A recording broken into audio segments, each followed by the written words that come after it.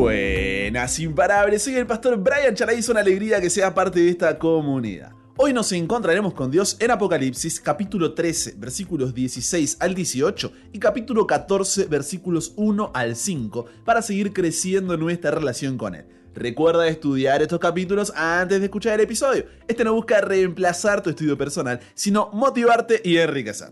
Con eso dicho, ahora sí, conversemos. ¿Qué verdad aprendemos sobre cómo es Dios y su dirección para nuestra vida? Padre, estamos en medio de este conflicto, en este juego de tronos, y queremos estar del lado correcto de la historia. Queremos estar de tu lado, Señor. Pero danos claridad sobre lo que va a suceder para poder prepararnos, para no esperar hasta que llegue ese día y recién ahí buscar hacer algo al respecto, sino desde hoy poder consagrar nuestra vida a ti. Nos entregamos a ti, Señor. En el nombre de Jesús oramos. Amén. Esta parte de la Biblia no es un capítulo simple. Ha planteado múltiples interrogantes en la mente de las personas que se hacen diferentes preguntas, ¿no? ¿Cuál es la marca de la bestia? ¿La marca se trata de un tipo de número de identificación del gobierno? ¿Es similar al código de barras de un producto en la tienda de comestibles que se puede escanear? ¿Es un código QR? ¿Es una tarjeta de crédito? ¿Una vacuna? ¿Un chip? ¿Cómo se recibe esta marca? ¿Cómo podemos evitar recibirla? Son un sinfín de preguntas que han dado lugar a muchas especulaciones. Se han dado muchas respuestas diferentes, por lo que en lugar de intentar hacerle decir a la Biblia lo que queremos que diga o lo que pensamos que está diciendo, permitamos que la palabra de Dios responda a estas preguntas y nos ayude a entender lo que Dios está tratando de decirnos en este capítulo. ¿Te parece? La Biblia, desde el principio, nos cuenta el comienzo de una guerra entre el bien y el mal en esta tierra, como continuación de lo que ya había comenzado en el cielo. Esta narrativa de la guerra espiritual atraviesa cada una de sus páginas. Entonces, no puede terminar de otra forma que contándonos el final de esta guerra, su desenlace, los últimos capítulos de esta historia. Y eso es Apocalipsis. Conforme vamos avanzando en el libro, el conflicto va subiendo cada vez más de intensidad. Y tenemos que decidir de qué lado estaremos, a quién adoraremos, porque al final se trata de un conflicto de adoración. Ahora, no podemos tomar simplemente esta lectura y empezar a sacar conclusiones. No, hay que tomarla dentro de su contexto. ¿Por qué? Porque un texto fuera de contexto solo se usa como pretexto. Para eso, en Apocalipsis 12 vimos que el dragón, que es Satanás, se llenó de ira contra la mujer, que es la iglesia, y se fue a hacer guerra contra el resto de la descendencia de ellos, o sea, el pueblo de Dios, el que permanece fiel a Dios, los que guardan los mandamientos de Dios y tienen el testimonio de Jesucristo. Ahora, Apocalipsis 13 nos dice que para hacer esta guerra, Satanás utilizará dos poderes, la bestia que sube del mar y la bestia que sube de la tierra. No voy a súper explayarme aquí en eso porque ya lo estudiamos en el episodio anterior. Simplemente lo estoy mencionando por encima para que estemos dentro de la misma narrativa. Vimos que la bestia que sube del mar, por sus características, acciones y periodo de tiempo en que se ubica, la identificamos como el cristianismo apóstata representado por el sistema papal. Y la bestia que sube de la tierra, por sus características, acciones y periodo de tiempo en que se ubica, la identificamos como Estados Unidos de Norteamérica. De nuevo, repasa el episodio anterior si tienes alguna duda o pregunta sobre este tema. Ahora, si bien la bestia que sube del mar aparece primero que la bestia que sube de la tierra que aparece después, llega un punto donde estas dos se relacionan en el futuro. ¿Cómo sucede eso? Apocalipsis 13 dice que, primero, Estados Unidos de Norteamérica ejercerá toda la autoridad de la primera bestia. En otras palabras, abandonará sus principios de libertad religiosa y como la primera bestia, el sistema papal, se convertirá en un poder perseguidor que fuerza la conciencia. Segundo, hará que la tierra y sus habitantes adorasen a la primera bestia, dice. O sea, tomará la iniciativa para hacer cumplir la autoridad de la primera bestia y exigir que todos en la tierra vuelvan a adorar al sistema papal, reconociendo su autoridad espiritual y secular. Tercero, hará señales y prodigios para engañar al mundo con el fin de que se haga una imagen de la primera bestia, dice Apocalipsis 3. O sea, en otras palabras, se combinarán los poderes del gobierno civil con los de la autoridad religiosa del cristianismo apóstata para formar una unión de iglesia y Estado. El ecumenismo tomará más fuerzas que nunca. Se buscará superar las divisiones históricas y teológicas que han llevado a la fragmentación de la cristiandad en diversas denominaciones y tradiciones, llevando a una unidad total bajo un mismo líder. Todo a partir de que Satanás les da el poder de hacer señales y prodigios para engañar al mundo. No sabemos qué será exactamente, pero será lo suficientemente grande y jamás visto para que la sociedad vuelva su cabeza hacia esa adoración y estén a favor de dicha unión bajo un sistema falso. Y cuarto, se le permitirá dar muerte a todo el que no adore a la imagen de la bestia. En otras palabras, se aprobarán leyes que restringen nuestra libertad religiosa, como sucedió en el pasado, y aquellos que sean fieles a Dios y sus mandamientos serán oprimidos, perseguidos y finalmente enfrentarán un decreto de muerte. Volverá la persecución del período medieval de la Edad Oscura. En tiempos de caos, crisis económica, desastres naturales y conflictos internacionales, estos decretos se aplicarán en el ámbito global para unir al mundo. Pero hay algo más que nos había quedado pendiente. Apocalipsis 13, versículos 16 al 18, dice que hacía que a todos, pequeños y grandes, ricos y pobres, libres y esclavos, se les pusiese una marca en la mano derecha o en la frente, y que ninguno pudiese comprar ni vender, sino el que tuviese la marca o el nombre de la bestia o el número de su nombre. Aquí hay sabiduría. El que tiene entendimiento cuente el número de la bestia, pues es número de hombre y su número es 666, el famoso 666, ¿no es cierto? Ahora, uno de los contrastes más significativos en Apocalipsis es el que existe entre la marca de la bestia, en Apocalipsis 13, y el sello de Dios, Apocalipsis 7 y Apocalipsis 14. Para comprender la marca de la bestia, primero debemos entender qué es el sello de Dios. Empecemos desde la base. ¿Qué es un sello? Un sello da fe de la autoridad de un documento. Señala que un documento tiene autoridad legal. Da fe de que ese documento es genuino, es de verdad. Y si alguna vez has notariado un documento, sabes que un notario público adjunta su sello al documento, lo cual garantiza su autenticidad. Tu diploma de colegio secundario, de la universidad, tu libreta de matrimonio, el título de propiedad de tu automóvil, todos llevan un sello que los autentica como verdaderos. De la misma forma, este sello de Dios se coloca en la frente de su pueblo, identificándolo y autenticándolo como sus seguidores verdaderos. Con esto en mente, no podemos sacar un texto fuera de contexto y usarlo como pretexto. El conflicto que marca la narrativa de la Biblia y que el libro de Apocalipsis expone su final es un conflicto de, ¿qué dijimos? De adoración. Siempre lo ha sido. Y solo hay dos grupos de personas. Por un lado, los que adoran a Dios como creador, y por otro lado está Satanás queriendo sacarle la autoridad a Dios como creador y él mismo recibir esa adoración que le corresponde a Dios. Lo hizo en el cielo, lo hizo en el Edén, lo sigue haciendo hoy, y estas marcas o sellos diferencian a ambos grupos. Y aquí es importante marcar una diferencia entre el sello como objeto y el sello como marca. ¿De qué estás hablando, Brian? Cuando tú sellas algo, se le dice sello tanto al objeto con el que sellas como a la marca que éste deja, ¿cierto? Si buscamos en la Biblia, el apóstol Pablo dice en Efesios capítulo 4, versículo 30, y no entristezcan al Espíritu Santo de Dios con el cual ustedes fueron sellados para el día de la redención. En otras palabras, aquellos que busquen primero el reino de Dios y su justicia, como dijo Jesús en Mateo 6:33, y pongan sus afectos en las cosas de arriba, serán sellados con o por el Espíritu Santo. En otras palabras, el Espíritu Santo es el agente de sellamiento. Por otro lado, la marca que este sello nos deja, que el Espíritu Santo nos deja, la encontramos en Ezequiel capítulo 20, versículos 12 y 20, donde dice así: les di a mi pueblo también mis días de reposo o sábados, como aclara tu Biblia abajo, o otras traducciones ya vienen colocado, para que fuesen, ¿qué cosa dice? Una señal entre mí y ellos, para que supiesen que yo soy el Señor que los santifico. Santifiquen mis sábados para que sean una señal entre mí y ustedes, para que sepan que yo, el Señor, soy su Dios. Sígueme la idea primero antes de sacar conclusiones. En la antigüedad, un sello estaba compuesto por tres elementos: el nombre del emisor del sello, su título y la ubicación o área de dominio y autoridad del sello.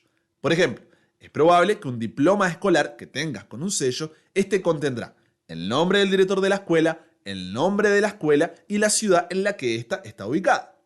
Dios dice que su sábado, el séptimo día, es una señal o sello entre él y su pueblo, testificando que él es aquel que lo santifica. Isaías 8:16 dice: sella la ley entre mis discípulos. De esta manera, el sello de Dios se encuentra en conexión con su ley. ¿Por qué? Porque su ley es un reflejo de su carácter. Amor, amar a Dios y amar al prójimo. La pregunta es, ¿podemos encontrar el sello de Dios en su ley? El cuarto mandamiento, Éxodo capítulo 20, versículos 8 al 11, dice: acuérdate del día sábado para santificarlo. 6 días trabajarás y harás toda tu obra, pero el séptimo día es el día de reposo del Señor tu Dios. No harás ningún trabajo en él, ni tú, ni tu hijo, ni tu hija, ni tu siervo, ni tu criada, ni tu bestia, ni tu extranjero que está dentro de tus puertas. ¿Por qué?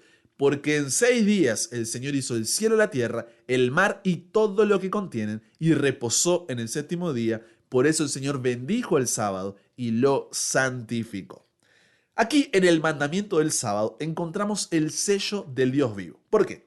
Contiene su nombre, el Señor tu Dios, contiene su título, el Creador, y contiene su jurisdicción, los cielos y la tierra. Dios dice que el sábado, el séptimo día, es una señal entre Él y su pueblo para siempre. Menciona Éxodo capítulo 31, versículo 17. Ahora, muchos rápidamente señalan que el sábado era para el pueblo de Israel, que se cumplió en Jesús como descanso, que ya no estamos bajo la ley, estamos bajo la gracia. Muchos incluso señalan pasajes diversos para apoyar esta idea. Pero simplemente sigue este pensamiento. El día sábado lo encontramos como una señal en la creación. Génesis capítulo 2, versículos 1 al 3 dice: fueron pues acabados los cielos y la tierra y todo el ejército de ellos. Y acabó Dios en el séptimo día la obra que hizo, y reposó el día séptimo de toda la obra que hizo. Y bendijo Dios al día séptimo y lo santificó, porque en él reposó de toda la obra que había hecho en la creación. Dios nos dio regalo del sábado a toda la humanidad en la creación. Para que te hagas una idea, esto es más de 2000 años antes de que siquiera existiera Abraham. Y este fue dado antes del pecado, por lo que no había nada que debiera cumplirse en él, porque fue antes del pecado. No simbolizaba algo que cuando después Jesús y el pecado... No, fue antes del pecado esto, no había mal en la tierra. Esa es la razón por la que el mandamiento dice: acuérdate. No era algo nuevo, es algo que está desde la creación, como la institución del matrimonio. Acuérdate es lo que está diciendo Dios. Por lo que todos estos textos deben buscar entenderse a partir de esta verdad fundamental. El sábado es más que el día que vamos a la iglesia. El sábado es un reposo físico, mental, emocional, creativo, espiritual, bendecido, santo. Es un día que no nos pertenece. Isaías 58, versículos 13 al 14 dice: si retrajeres del día de reposo tu pie, de hacer tu voluntad en mi día santo, dice Dios, y lo llamares delicia, santo, glorioso de Jehová, y lo venerares, no andando en tus propios caminos, ni buscando tu voluntad, ni hablando tus propias palabras, entonces te deleitarás en Jehová, y yo te haré subir sobre las alturas de la tierra, y te daré a comer la heredad de Jacob, tu padre, porque la boca de Jehová lo ha hablado. Ese día no trabajas y descansas. Dejas de lado la locura de la universidad. Te reúnes en la iglesia para adorar a Dios en familia. Estudias la palabra de Dios sin interrupciones ni prisa. Vas a la naturaleza para poder ver cómo los cielos cuentan la gloria de Dios y el firmamento anuncia la obra de sus manos. Tienes momentos de alabanza y oración. Ayudas a los que necesitan. Das de comer a los hambrientos, de beber a los sedientos. Visitas a los enfermos y de esa manera traes descanso a los fatigados. De la misma manera que lo hizo Jesús cuando vino a esta tierra. Es un día de fiesta. No se trata de lo que no puedes hacer, sino de lo que sí puedes hacer. Y hoy en día, millones de cristianos alrededor del mundo disfrutan de la bendición del sábado. Si todavía no vives esa experiencia, no sabes de lo que te estás perdiendo. Y sé que es difícil porque por ahí uno tiene su vida armada, su rutina, su trabajo, pero es Dios el que te está diciendo cuál es su voluntad. ¿Qué vas a hacer? ¿Vas a decirle a Dios que se acomoda a tu vida? ¿O estarás dispuesto a acomodar tu vida a la voluntad de Dios? Pídele a Él que te ayude a seguir comprendiendo mejor este tema. Y sabes que siempre puedes preguntarme si tienes alguna duda. El sábado es un periodo de 24 horas que, según Levítico capítulo 23, versículo 32, comienza en la puesta del sol del día viernes y se extiende hasta la puesta del sol del día sábado, reservado para detenerse, descansar, deleitarse y adorar. Es el mejor día de la semana. En nuestra era de agotamiento crónico, salud emocional precaria y estancamiento espiritual, pocas cosas son más necesarias que la recuperación de este regalo divino. ¿Por qué el sábado y no el jueves o el día que yo quiero? Total, lo importante es descansar un día. No, la Biblia no dice eso. La Biblia dice quiero el sábado, nos manda Dios. No el día que puedas, cuando te parezca, el que te... No, el sábado dice. ¿Por qué? Porque representa lealtad a Dios, obediencia, dependencia. Si pidió el sábado será. ¿Por qué? Porque es el sello de su autoridad. Estás reconociendo que se trata de lo que Él quiere y no de lo que tú quieres. Piensa conmigo por un momento en esta curiosidad.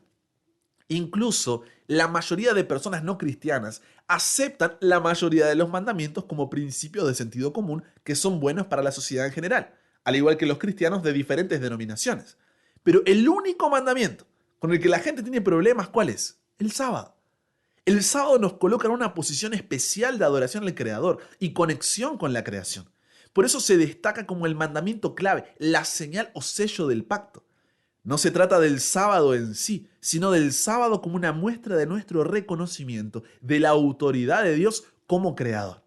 No estamos haciendo algo para ganar el amor de Dios, sino de respuesta a que Él es nuestro creador. El tema central con respecto al sello de Dios y a la marca de la bestia es la adoración. Se trata de adorar al creador o adorar a la creación. Por lo que si el sábado es el sello de Dios, como resultado de un carácter transformado por la presencia del Espíritu Santo con el que somos sellados, ahora sí nos podemos preguntar cuál es la marca de la bestia. La marca de la bestia tiene que ser lo opuesto al sello de Dios. Así que la marca de la bestia implica una falsificación del día de adoración a Dios. Y precisamente esto fue lo que hizo la bestia que sube del mar en Apocalipsis, que identificamos como el cristianismo apóstata del sistema papal. Te pregunto, ¿por qué la mayoría de iglesias cristianas de diferentes denominaciones consideran el domingo como el día del Señor, el día de reposo? O ni siquiera consideran que haya un día de reposo. Para encontrar este cambio, necesitamos ir hasta el siglo IV. Si bien el cristianismo surge dentro del judaísmo, con el pasar del tiempo, al ser una religión formada, quiere despegarse completamente de ese origen judío, por lo que busca diferenciarse de ellos. Sumado a esto, la iglesia cristiana se hace la religión oficial de un imperio que es pagano, el imperio romano. Y hay cosas que se mezclan con tal de que este cambio sea aceptado por la gente. Entonces, como los romanos, el primer día de la semana, el día domingo, celebraban el culto al sol. Por eso fíjate que en inglés, domingo ¿cómo es? Sunday, día del sol. El sistema papal, como se considera con la autoridad por la tradición de cambiar lo dicho por Dios en la propia creación y luego escrito con su propio dedo los 10 mandamientos, dijo, ya fue, juntemos los dos cultos el día domingo, así ustedes no tienen que cambiar sus costumbres y nosotros podemos diferenciarnos de los judíos que guardan el sábado como día de reposo.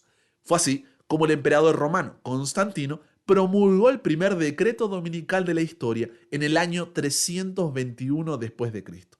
Y por si quedaba duda, en el concilio de la Odisea del año 364 después de Cristo, la iglesia agregaría esto a su conjunto de doctrinas, diciendo que todo el que no obedezca a esto será apartado de Dios.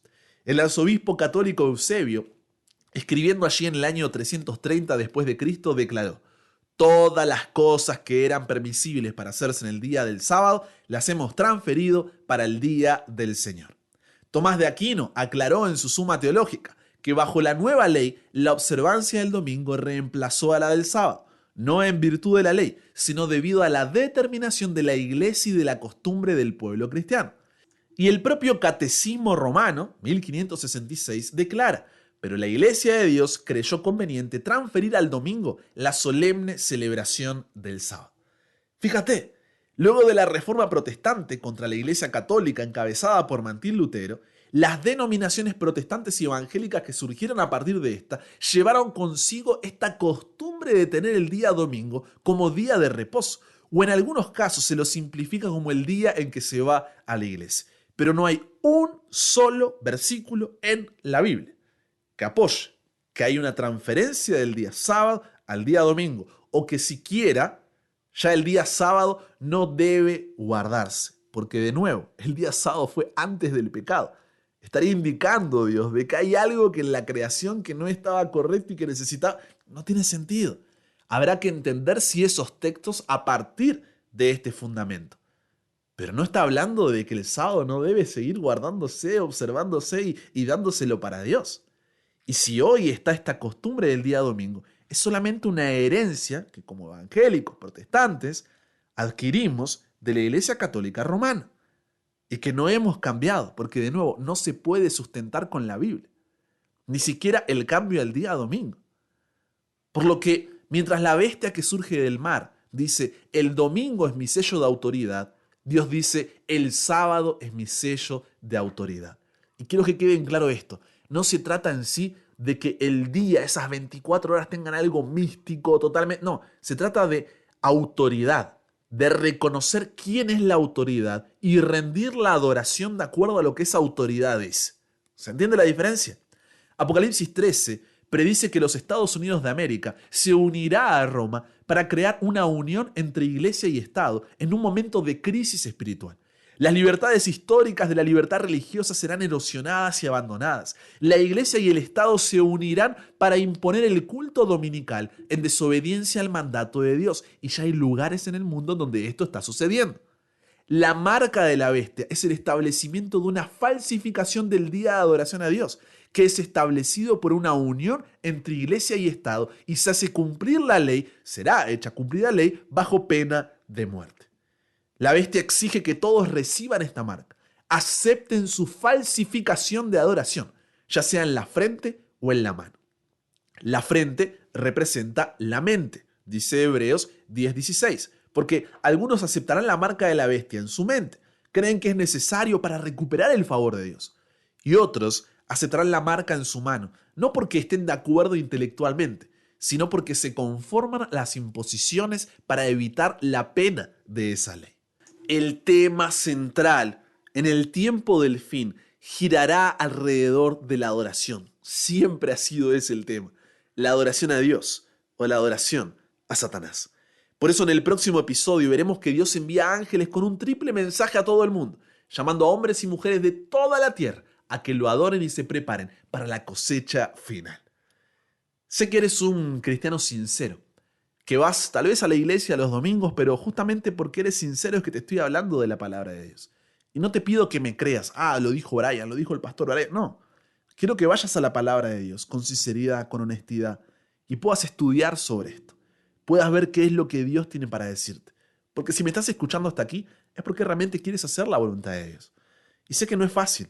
Yo también me encontré con esta verdad personal y cuando entendí que no tiene que ver con un sello visible, sino con una falsa adoración, con un día falso de adoración, fue un choque para mí. Pero quiero recibir la marca de Dios y no la marca de la bestia. Y sé que tú quieres lo mismo. Por lo cual en oración, te repito, busca la dirección de Dios. Pide que Él sea quien pueda ayudarte a comprender mejor este tema. Y si tienes una pregunta, hazla. Estamos para aprender. Lo que quiero decir hoy no es que si estás guardando el domingo, tú ya recibiste la marca de la bestia. Lo que estoy diciendo es que en el conflicto final, antes de que Jesús venga, seremos divididos en dos grupos. Los que adoran de manera correcta, que recibieron el Espíritu Santo y la gracia transformadora, abandonando el pecado y andando en una nueva vida siguiendo los mandamientos de Dios, incluido el sábado como día de reposo. Estos serán en el último tiempo los que recibirán el sello de Dios. Pero también en el último tiempo aquellos que escucharon este mensaje y aún sabiendo, deciden seguir haciendo lo que les parece, ellos recibirán la marca de la bestia. Yo sé que tú amas a Dios, sé que quieres hacer su voluntad y seguir aprendiendo y creciendo en tu relación con Él. Por eso estás en la comunidad. Y un Dios que nunca cambia, y un Dios que secase la hierba, marchítase la flor, pero su palabra permanece para siempre. Es la única guía sobre tu vida. Entonces, después de todo lo que vimos en su palabra esta semana, y que todavía seguiremos viendo, porque no se trata de una opinión, sino de lo que Él claramente nos dejó, es mi deseo y oración que le digas a Dios: Padre, quiero serte fiel, quiero oír tu voz. Ayúdame a seguir teniendo claridad sobre este tema tan importante. Puede que toda tu vida hayas creído que es de una manera. Puede que nunca antes quizás hayas escuchado el sábado o que todavía tengas preguntas y está bien. Es parte de aprender. Y por eso tenemos el espacio de preguntas. Pero no dejes que lo que vimos esta semana pase por alto.